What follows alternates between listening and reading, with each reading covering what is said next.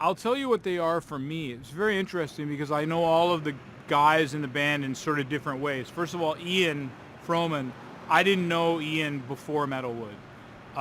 When I heard Ian play, I had never heard anybody play drums like that. And I don't even know how to put into words how he plays the drums. It was different and continues to be different than anybody I've ever heard play drums. The intensity in which he plays without losing any subtleties, and just hit, I can't explain it. It's unexplainable to me.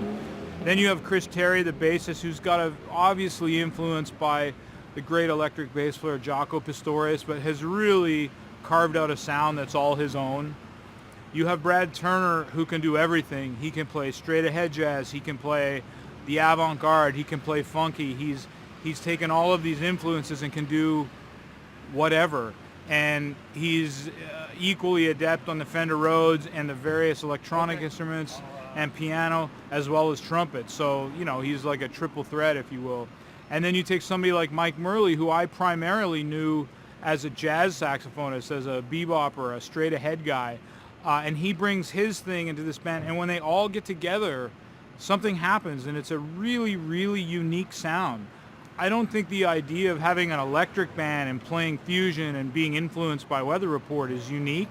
There's something about these four voices that come together that really forged a very, very unique sound. And you can pick out a Metalwood record above anything else as soon as you hear it. And I don't have a sexy way of describing what that is, but those four individual voices coming together and being able to work together with all of their individual sounds and come up with a group sound is really quite fascinating. So there's a little bit of music in there for everybody, especially with this last record, their latest record of this tour. I think as a group and as composers and as musicians, they've matured. I mean, it's been 20 years, so it shouldn't be a surprise that their writing and playing, for that matter, are more mature. But the raw excitement, the passion, the cockiness, the intensity is still there. They're just all much more mature guys and writers, and you listen to 20 and you stack it up against all the other records, which I've been doing. It's definitely a Metalwood record, just a little bit different. It's very cool. Do you have a copy of the CD I do. or the album? We can just maybe get a quick snapshot of it so people can be looking out for it.